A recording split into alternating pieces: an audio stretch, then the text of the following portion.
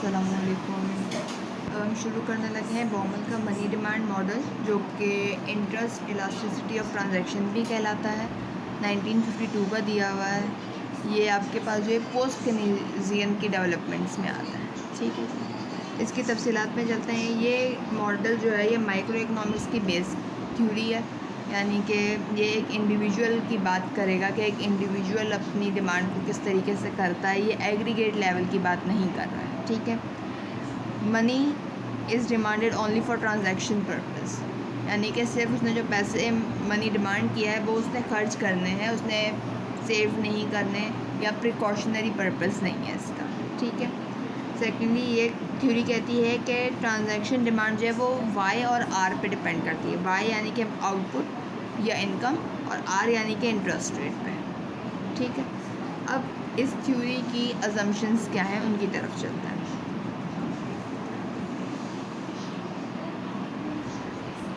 Assumptions ये कहती हैं कि इंडिविजुअल जो है वो अपनी सैलरी कुछ अमाउंट जो है वो बॉन्ड में और कुछ जो है वो चेकेबल डिपॉजिट्स के अंदर अपने पास रखता है। ठीक है, एवरेज कैश होल्डिंग को अपने हाथ में रखता है। ठीक है, और decision is based on opportunity cost, यानी कि पैसे उसने निकलवाने हैं या बॉन्ड को तुड़वाना है या नहीं तुड़वाना है, ये फ़ैसला करने से पहले वो अपॉर्चुनिटी कॉस्ट देखता है कि वो इंटरेस्ट रेट वो गंवा देगा अगर उसने बॉन्ड को लिक्विडेट करवा दिया, तो उसकी कॉस्ट ज़्यादा है या उस जो बॉन्ड लिक्विडेट करवाने के बाद उसके पास अमाउंट आएगी उसकी कॉस्ट ज़्यादा है। उस बुनियाद पे वो बॉन्ड को लिक्विडेट करवाता है या नहीं करवाने का फ़ैसला करता है। ठीक है, उसके अलावा जो कॉस्ट लगेगी बॉन्ड को इनकैश करवाने की, ज़ाहिर बात है बॉन्ड इनकैश करवाने के लिए इतना आसान नहीं है, थोड़ा बहुत कॉस्ट तो लग ही जाता है। ठीक, तो उस कॉस्ट को भी मद्देनज़र रखते हुए फिर वो काम करता है। अब इस थ्योरी की जानिब आते हैं। थ्योरी ये कहती है कि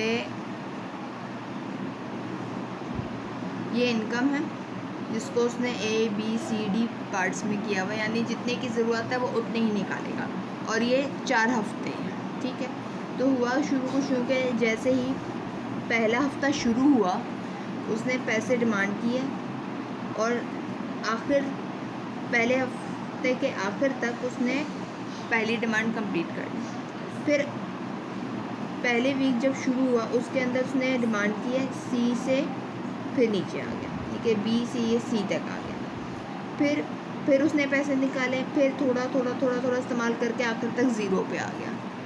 फिर उसने पैसे निकाले, फिर उसने डिमांड करता रह इस्तेमाल करता गया, और फिर ये पैसे ख़त्म हो गए। फिर अब नई मंथ की जब तनख्वाह आएगी तब। ठीक है, तो अगर इसको मैं ट्रांजैक्शन डिमांड्स में देखूँ तो क्या होगा। ठीक है, ये वीक्स जो है मैंने बिल्कुल इसके साथ ही बनाए हैं इनके हिसाब से। ठीक है, तो आप लोग ये परेशान मत होइएगा। तो इसमें क्या है कि उसने जो अमाउंट निकाली है वो फिक्स्ड है 4 के लिए, यानी कि अगर उसने फॉर एग्ज़ाम्पल अगर आपने मेरी क्वांटिटी थ्योरी ऑफ मनी देखी हो तो अगर वो 25 रुपीज़ निकाल रहा है तो वो हर वीक 25 ही निकाल रहा है। ठीक है, यहाँ पे मैं इसको एक जगह पहले तो फिक्स करूँगी क्योंकि मुझे इस चीज़ को रखना है कि ये बिल्कुल सेम अमाउंट पर बना हो। ठीक है, तो ये फिर यानी कि महीने के शुरू में उसने पैसे निकाले, वीक के शुरू में, और वीक के आखिर तक उसने वो पैसे ख़त्म कर लिए। फिर नया वीक शुरू होती है उसने फिर पैसे निकाले, फिर उसकी ट्रांजैक्शन डिमांड बढ़ गई, फिर महीने के आखिर तक वो डिमांड वीक के आखिर तक वो डिमांड कम हो गई। फिर नए वीक के शुरू होने पे उसने पैसे निकाले, फिर वीक 3 तक जो है वो डिमांड कम हो गई। फिर नए वीक पे पैसे निकाले, फिर वीक के आखिर तक उसकी डिमांड कम हो गई, यानी कोई साइकिल में चल रहा है। और इसकी एवरेज कैश होल्डिंग क्या होगी, जो कि एवरेज निकाला जाता है, एवरेज कैश होल्डिंग। ठीक है, एवरेज कैश होल्डिंग या money demand is half of our income. अब वो वीकली बेसिस पे हो कि वो मंथली बेसिस पे। अगर आप लोगों ने मेरा Cambridge quantity theory of money का देखा है तो आप लोगों को ये कॉन्सेप्ट समझ में आ जाएगा। मगर ये चीज़ें इन सारे कंस्ट्रेंट के साथ, यानी ये अपॉर्चुनिटी कॉस्ट और इन कंस्ट्रेंट के साथ इस चीज़ को डिसाइड करना कि वो ऑप्टिमल वैल्यू कौन सी है कैश की जो निकालनी चाहिए अंडर द मिनिमम कॉस्ट, तो उसके लिए अब हम चलते हैं थोड़ा मैथमेटिकल पार्ट की तरफ, यानी वो थ्योरी और वो न्यूमेरिकल्स और उन सब।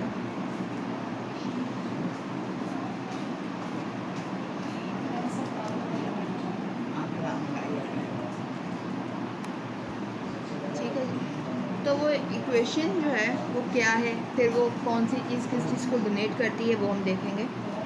मैथमेटिकली हम कर रहे हैं फिलहाल।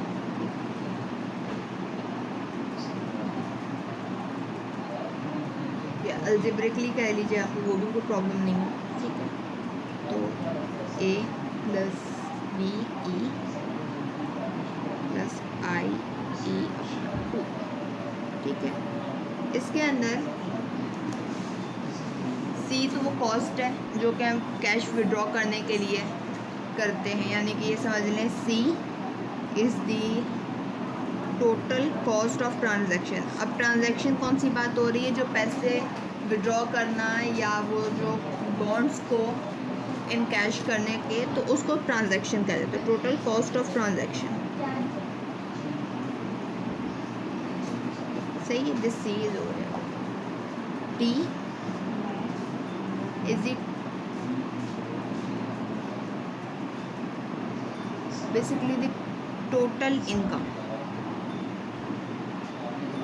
एक टाइम पीरियड के अंदर टोटल इनकम एक इंडिविजुअल की कितनी है, ये वो है। ज़रा आई थिंक इट्स क्लियर। अच्छा, A is the fixed cost, B is the proportionate, ठीक है, प्रोपोर्शनेट या प्रोपोर्शनल, ठीक है, प्रोपोर्शनल कॉस्ट। ठीक है, और ई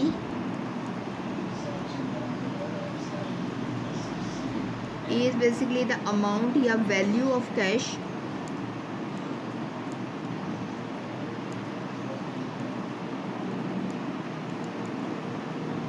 withdrawn at same या इक्वल अमाउंट्स, यानी ई वो अमाउंट है जो कि हर महीने के शुरू में हर इंडिविजुअल जो है वो निकाल रहा था। अगर मैं आपको वो ग्राफ दिखा दूँ फिर से, तो ये मैं बता रही थी कि ये देखें कि इक्वल अमाउंट्स थी जो वो निकाल रहा था या विड्रॉ कर रहा था। तो हर वीक के शुरू में वो सेम अमाउंट विड्रॉ कर रहा था, फिर वो ऐसा ऐसा उसको इस्तेमाल कर रहा था, फिर हर वीक के शुरू में वही अमाउंट फिर से विड्रॉ कर रहा था। तो जो ई है ये वाली अमाउंट है। ठीक है,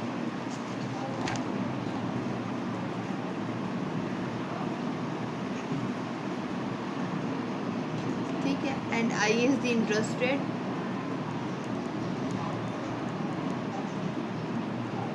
यानी कि वही इंटरेस्ट रेट है जो कि बॉन्ड पे मिल रहा होगा। और अगर पैसों को हाथ में पकड़ लिया जाए तो यही इंटरेस्ट रेट वो बन जाएगा जो कि हमें छोड़ना पड़ेगा अगर हमने पैसे होल्ड कर लिए तो, यानी कि अपॉर्चुनिटी कॉस्ट है मनी को होल्ड करने की। ठीक है, तो अब हमने इस तरीके से निकालना है कि हम कॉस्ट को मिनिमाइज़ कर सकें विद रिस्पेक्ट टू ई, ताकि हमें वो चीज़ मिल सके कि हमारे अमाउंट हाथ में कितनी अमाउंट होनी चाहिए during a first time period या कोई वीक के शुरू में, ताकि उससे कॉस्ट ऑफ ट्रांजैक्शन मिनिमम रहे और हमारा ट्रांजैक्शन पीरियड जो है वो पूरा हो सके। ठीक है, तो उसके लिए हम क्या करते हैं कि हम डेरिवेटिव लेंगे।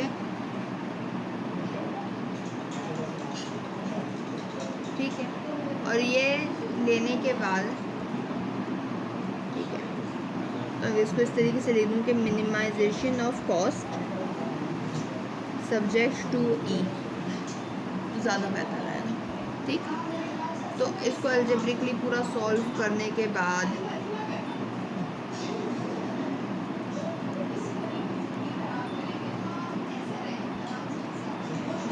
इसको पूरा एक अलजेब्रिकली सॉल्व करने के बाद जो हमारे पास जवाब आएगा वो आएगा AT E² plus I equate to 0। ठीक है, अब हम इसको E के लिए सॉल्व करना है, क्योंकि हमें वो एक अमाउंट चाहिए, हमें अमाउंट का स्क्वायर नहीं चाहिए, हमें E फाइंड आउट करना है कि वो कैश या वो अमाउंट कितनी होनी चाहिए, इक्वल अमाउंट्स कितनी होनी चाहिए जिससे कॉस्ट जो हमारी मिनिमाइज हो रही है। ठीक, तो मैं क्या करूँगी, इसको उस तरफ ले जाऊँ, ठीक है, ताकि दोनों ही पॉजिटिव रहें। क्रॉस मल्टीप्लिकेशन इज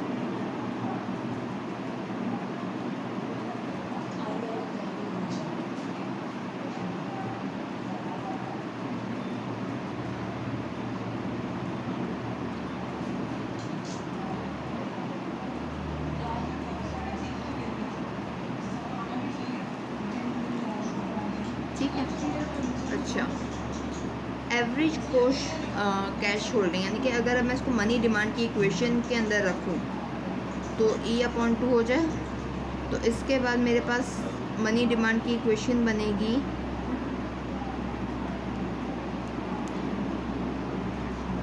ठीक है। तो ये आपके पास जो आती है ये बनती है मनी डिमांड की इक्वेशन, ठीक है, यहाँ पे जब ये बनती है इक्वेशन हमारी, तो ये हमें एक बता रही है कि money demand is basically the function of number of transactions या टोटल इनकम, ठीक है, and interest rate. Interest rate से इसका नेगेटिव इन्फ्लुएंस पड़ रहा है और नंबर ऑफ ट्रांजैक्शंस जो है वो पॉजिटिवली इफेक्ट। ठीक, उम्मीद करती हूँ आप लोगों को ये चीज़ समझ में आ गई होगी।